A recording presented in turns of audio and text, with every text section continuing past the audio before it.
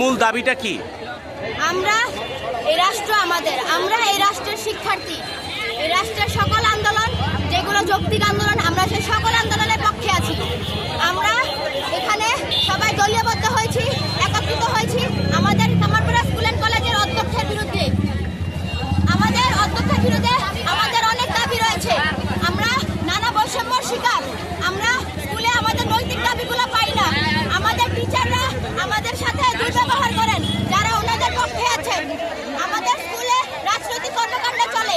আমরা যেহেতু এত রক্তক্ষয়ী একটা আন্দোলন গেল, এই আন্দোলনে আমাদের স্কুলের অধ্যক্ষ তার শান্ত নিরাপত্তা পালন করেছেন। তার কোনো জোরালো দাবি জানান নাই। এতে বোঝা যায় তিনিও স্বৈরাচারীদের পক্ষে, তিনি আমাদের শিক্ষার্থীদের পক্ষে নয়।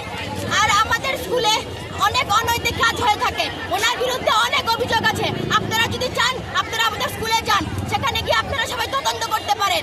আমাদের কাছে আমাদের যৌক্তিক দাবিতে আমরা নেমেছি, আমরা কোনো অযৌক্তিক দাবিতে নামিনি। আমাদের অনেক বৈষম্য থেকে, আমরা অনেক দাবি থেকে আমাদেরকে বঞ্চিত করা হয়।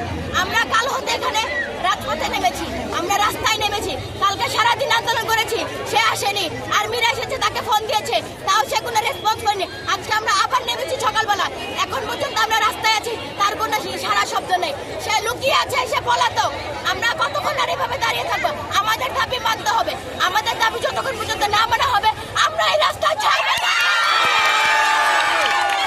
বৈষম্য বিরোধী ছাত্র আন্দোলনের সাথে কি আপনারা যুক্ত ছিলেন? ভূমিকা পালন করতে হয়েছে।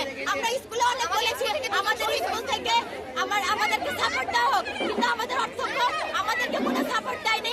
আমাদের টিচাররা কোনো সাপোর্ট আমাদেরকে দিতে পারেনি। আমাদের স্কুল থেকে 2 জন শহীদ হয়েছে। আমরা নিজের দায়িত্বে